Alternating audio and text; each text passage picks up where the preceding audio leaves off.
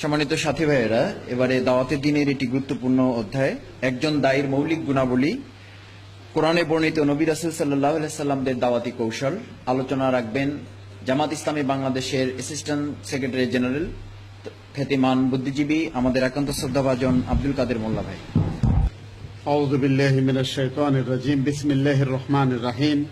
নাহমাদুহু ওয়া নুসাল্লি আলা রাসূলিহিল কারীম ওয়া আলা আলিহি ওয়া সাহবিহি আজমাইন।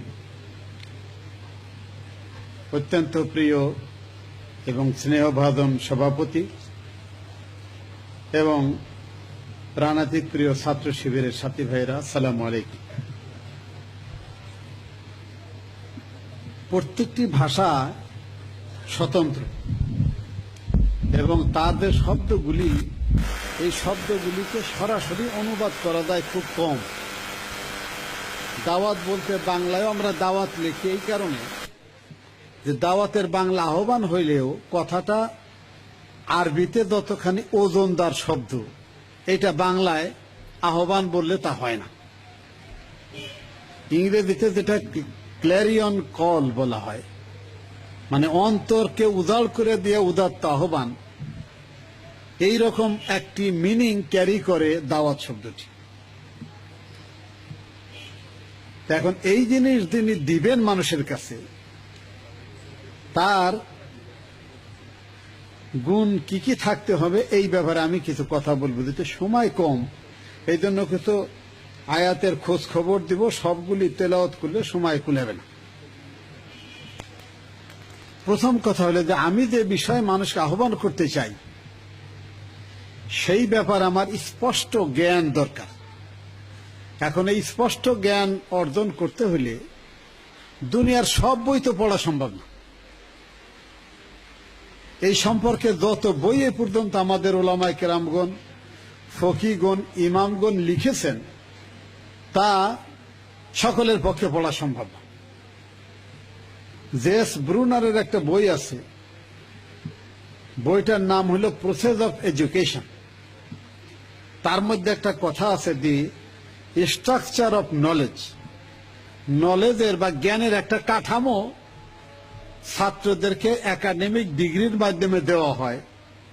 দুনিয়ার সব জ্ঞান কোন সাবজেক্টের লোকই অর্জন করতে পারে না। তা কাঠামোটা এমন হওয়া উচিত যাতে এই লার্নিংটা বা শিক্ষাটা ট্রান্সফার করে আর এক জায়গায় নিতে পারে।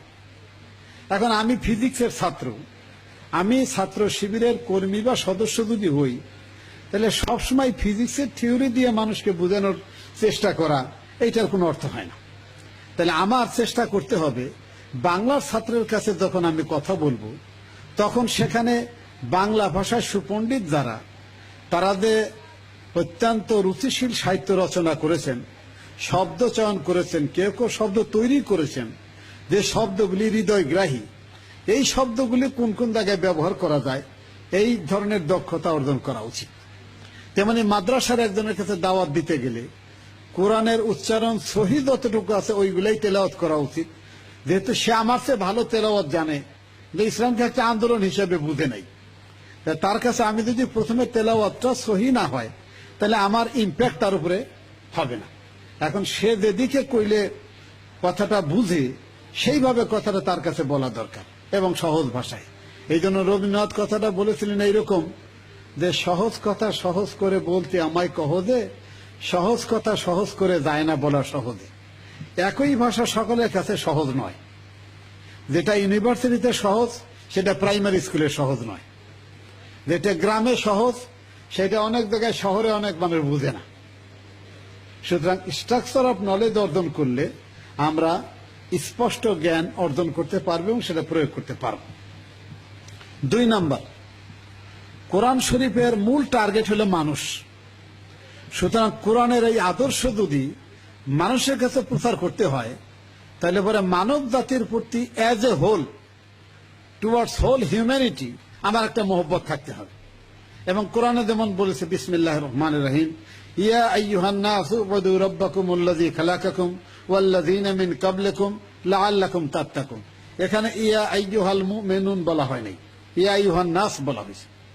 এবং রাসূল করিম সাল্লাল্লাহু আলাইহি ওয়াসাল্লাম মানব সম্পর্কে বলেছেন নিজের পরিচয়, যে দুনিয়ার সমস্ত মানব জাতি জাহান্নামের দিকে যাইতে চাচ্ছে, আর আমি তাদেরকে ধাক্কাইয়া এই আগুন থেকে রক্ষা করার জন্য চেষ্টা করছি।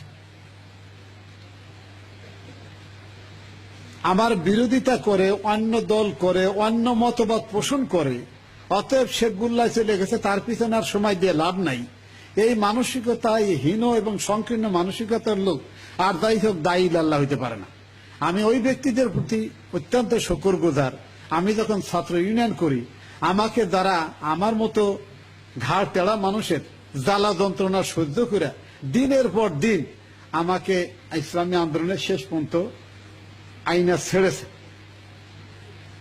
তাই অতএব যদি তারা ওই দিন আমার উপরে ছেড়ে দিতেন ভরসা, তাহলে তো আমি জাহান্নামের ওই রাস্তায় থাকতাম। এখন কমপক্ষে রাস্তা তো পেয়েছি, নিজে যদি আল্লাহকে খুশি করে দুনিয়া থেকে বিদায় নিতে পারি তাহলে আমার কপাল ভালো, আর যদি না পারি সেটা আমার কপাল মন্দ। কিন্তু যারা আমাকে এনেছেন তারা সব ঠিকই পেয়েছেন, তাদের কোনো অসুবিধা নেই। এরপরে এরই একটা গুণের মধ্যে আছে যে ইচ্ছা থাকবে সকল মানুষকেই আমি যেন দাওয়াত দিয়ে আমার আদর্শের দিকে আনতে পারি। আমি যে মুক্তির স্বাদ পাইলাম, আমি যে জান্নাতের রাস্তা পেলাম, এই এত সুন্দর মানুষ, আশরাফুল মখলুকাত, এত চমৎকার বিদ্যা বুদ্ধি, এই লোকটা জাহান্নামে যাবে শুধুমাত্র দিন এর পরিচয় না পাওয়ার কারণে, দিনের উপর আমল না করার কারণে, এই দিন একটা অলয়েজ একটা কষ্টবোধ মনের মধ্যে থাকা উচিত। এরপরে 2 নম্বর হইল, আমি যে জ্ঞান অর্জন করলাম এইটা হুবহু সরাসরি প্রত্যেকের কাছে বলার আগে পয়লা টার্গেট থাকা উচিত বুদ্ধিমান লোক যারা, এবং যারা মোটামুটি কিছুটা হইলেও নৈতিকভাবে চরিত্রবান, এই লোকদের কাছে সামাজিকভাবে ইউনিভার্সালি সার্বজনীনভাবে যে সমস্ত জিনিস ভালো বলে অ্যাকসেপ্টেড, যে সমস্ত জিনিস ভালো বলে অ্যাকসেপ্টেড নয়, এইগুলো নিয়ে আলোচনা করা। আমরে বিল মারুফ নাহি আনিল মুনকার, এই শব্দটার সরাসরি তর্জমা কিন্তু সৎ কাজও নয়, অসৎ কাজও নয়। মারুফ মানে হইল পরিচিত। বিবেকের কাছে যে কথাটি ভালো বলে পরিচিত, উর্ফ মানে পরিচয়, মারুফ মানে পরিচিত, আর এলমে মারেফাত মানে পরিচিতি, কোনো বাতেন কথাবার্তা নয়। তো এইরকম কথা নিয়ে প্রথম আলোচনা শুরু করা উচিত। এবং যারা বিশ্ববিদ্যালয়ে পড়াশোনা করে, যারা শিক্ষকতা করেন, যারা এরকম বিদ্যা বুদ্ধির চর্চা করেন, তাদের কাছে কমনলি যা রুহ ভালো বলে অ্যাকসেপ্ট করে এই ব্যাপারে কথা তোলা উচিত। তারপরে আস্তে আস্তে ঘুরাইয়া আমার জায়গায় নিয়ে আসা দরকার। কয়েকদিন আগে বাণিজ্য মন্ত্রীর বাসায় গেলাম। উনি খুব, আমার সাথে তার ব্যক্তিগত সম্পর্ক খুবই ভালো, তিনি আমাকে যথেষ্ট মহব্বত করেন। বললেন যে ঈদের পরে তো ঈদ মুবারক হলে না, আপনার ওখানে আসবো না, আমি যাব। তো আমি বললাম আমি আসতেছি। তাই কিছুক্ষণ পরে বেশ কিছু রিটায়ার্ড লোকজন আসলেন, ওয়েস্টার্ন সভ্যতা এটা নিয়ে আলোচনা করতে থাকলে আমি মোটামুটি তখন চুপ থাকলাম, আর খালি সুযোগ খুঁজি যে গরুরে শ্মশান ঘাটে নেওয়ার রাস্তাটা কখন পাওয়া যায়। এক পর্যায়ে যখন তাদের বিবেকের মধ্যে যেগুলি সবচেয়ে খারাপ নিন্দনীয় কাজ বলে মনে হইলে, একজন লাভ দিয়ে উঠে বললেন যে, এক ব্যক্তি বলতেছিলেন যে আমি আপনাদের একজন বড় মুরব্বীর কথা বলবো, যিনি কাফেরদেরকে অভিসম্পাদ দিলেন। আমার কাছে এটা পছন্দ হয় নাই, বরং এইভাবে যদি দোয়া করতেন যে সব মানুষ যদি আল্লাহ তুমি তাদেরকে হেদায়েত দাও, তাহলে আমাদের দল ভারী হয়।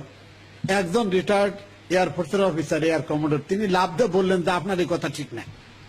আল্লাহ নবী নিজে অভিশাপ দিচ্ছেন, কোরআনে আল্লাহ অভিশাপ দিচ্ছেন, অতএব কোন কোন জায়গায় অভিশাপও প্রযোজ্য। তখন বুঝলাম যে এটার মধ্যে ইমান আছে এবং বেশ মজবুত আছে। বাস আমি ওখান থেকে এরপরে ধরা শুরু করলাম। কোন সময় দিয়ে রাত্রি 12:30 বেজে গেছে টেরও পাইনি। এই জন্য এই কমনলি অ্যাকসেপ্টেড জায়গাগুলি ধরতে হবে প্রথম। 2 নাম্বার, নিজের পরিচয় দিতে হেসিটেট করা উচিত না, যে আমি ইসলামের কথা বললে কি বলবে লোকেরা।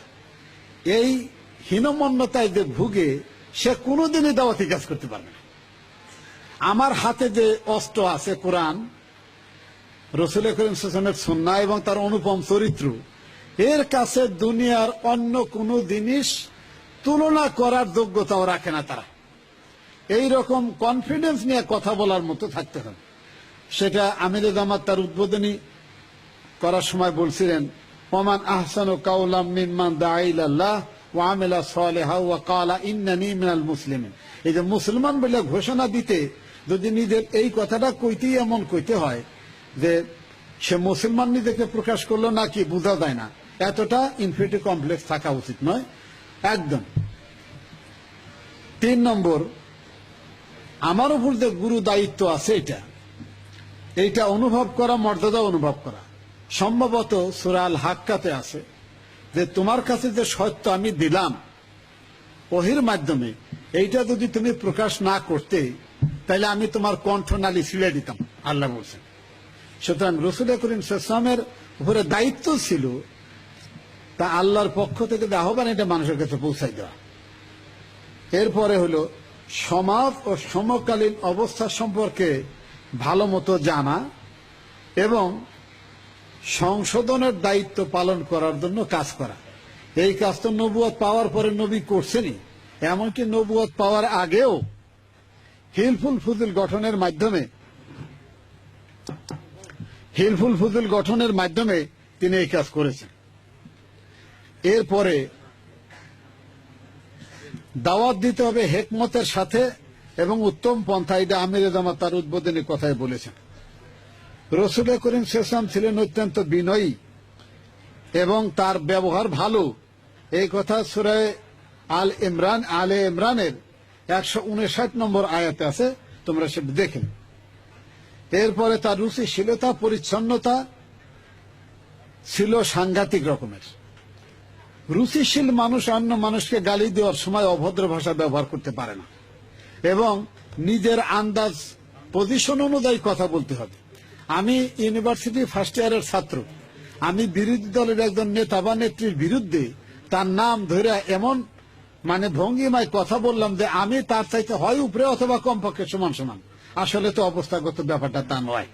কথা বলার সময় মান সম্মান রেখেই কথা বলা উচিত। এরপরে সত্য পথে থাকার জন্য ঠান্ডা মাথায় এবং উত্তম পন্থায় কাজ করার জন্য বলা হয়েছে। সূরা বনী ইসরাইলে 53 এবং 54 নম্বর আয়াতের ব্যাপারে বলা হয়েছে। এরপরে নিজে কি অনুসরণ করবার কি বলবো এই ব্যাপারে সূরা আল আনামে 104 নম্বর আয়াতে দায়ের ব্যাপারে বলা হয়েছে। সহজ পন্থায় কথা বলার ব্যাপারে ডাইরেক্টলি সূরাতুল আলা অনুইয়্যিসরুকা লিল ইউসরা। এরপরে যারা কথা শুনতে চায় না তাদের পিছনে সময় নষ্ট করা, বিতর্ক কইরা সময় নষ্ট করা মোটেই ঠিক নয়। এই ব্যাপারে এই সূরায়ে হামিমা সাজদায় ওই যখন শয়তানের প্রলোভন অনুভব করো, ওয়াইম্মায়ান জাগান্নাকা মিনাশ শাইতানি নাসগুন ফাস্তাইজ বিল্লাহ ইন্নাহু হুয়াস সামিউল আলিম।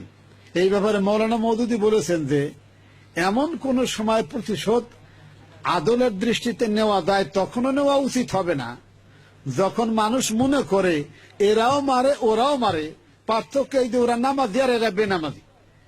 কিন্তু মারামারির ব্যাপার তো দুই গ্রুপ একরকমই। এইরকম সময় কোনো প্রতিশোধ নেওয়ার চিন্তা করা উচিত না। নবী করিম সাল্লাল্লাহু আলাইহি ওয়াসাল্লাম তার নবুয়তের দ্বারা রাষ্ট্র ব্যবস্থা কায়েমের পরে রাষ্ট্রের পক্ষ থেকে সুদক্ষ মুজাহিদদের বাহিনীর মাধ্যমে কাফেরদের মোকাবেলা করার চেষ্টা করতেন, তার আগে এটা করেন নাই। এবং তাদের মধ্যে যারা একটু ভালো চরিত্রের, অধিকাংশ ছেলে শেষ রাতে তাহাজ্জুদের নামাজ পড়ে, যেটা আমি অন্য কোনো ইউনিভার্সিটি এমনটি দেখিনি। আমি আশা করি এই যুবকদের মাঝে এই অভ্যাস গড়ে তোলা দরকার। আরো অনেক কথা ছিল, সময় কম, অনেকের কথার মধ্যে হয়তো এসে গেছে। আসসালামু আলাইকুম।